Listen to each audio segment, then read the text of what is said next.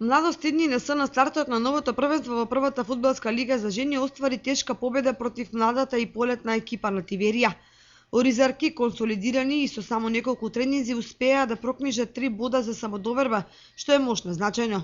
Новоигрувањето на екипата доправа предстои, бидејќи треба да им се најде место на заселувањата и оние фудбалерки што по пауза од една година се враќаат во составот.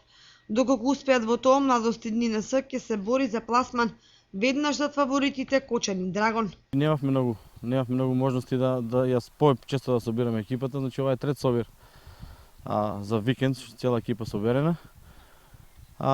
Можам да кажам дека 100% не е подготвена екипата, меѓутоа со оглед каква е ситуацијата во женскиот фудбал, ја мислам дека со овие услови, со овие подготовки дека можеме да се носиме со сите екипи. Располагаме со 5-16 фудбалерки, од кои повеќето се домашни фудбалерки, значи за разлика од ланската сезона кога се мачевме со надпреварите, кога кобуревме со квалитетни фудбалерки, оваа година, значи прво најосновно што се вратија тие домашните фудбалерки, тие со кои почнаа успесите на овој клуб. Значи тоа се Бојана Стојанова, Симона Веселинова, Ана Димитровска и со неколку засилувања од страна пред се на голманската позиција каде што бевме најтенки претходната сезона.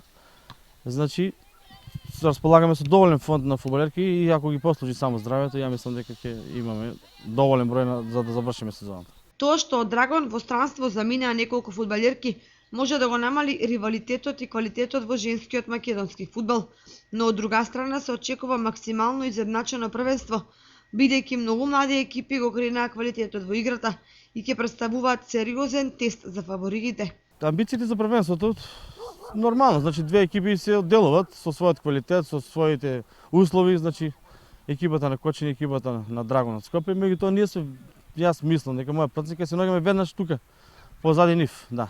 Значи со 2-3 екипи ќе се бориме за трета позиција врво и да очекуваме да имаме некој поволен ждреб за купо. Значи да ги избегнеме фаворитите па да можеме да дојдеме и до некои поголеми надпревари. ЖФК Кочани на искуство ја победи екипата на топ голот Битола, но ако гостинките беа поснаодливи пред голот на Костова, се можеше да се случи. Тоа е опомена дека на реваншот во Битола, кочанчанки ќе имаат тешка задача да ги прокнижат планираните бодови.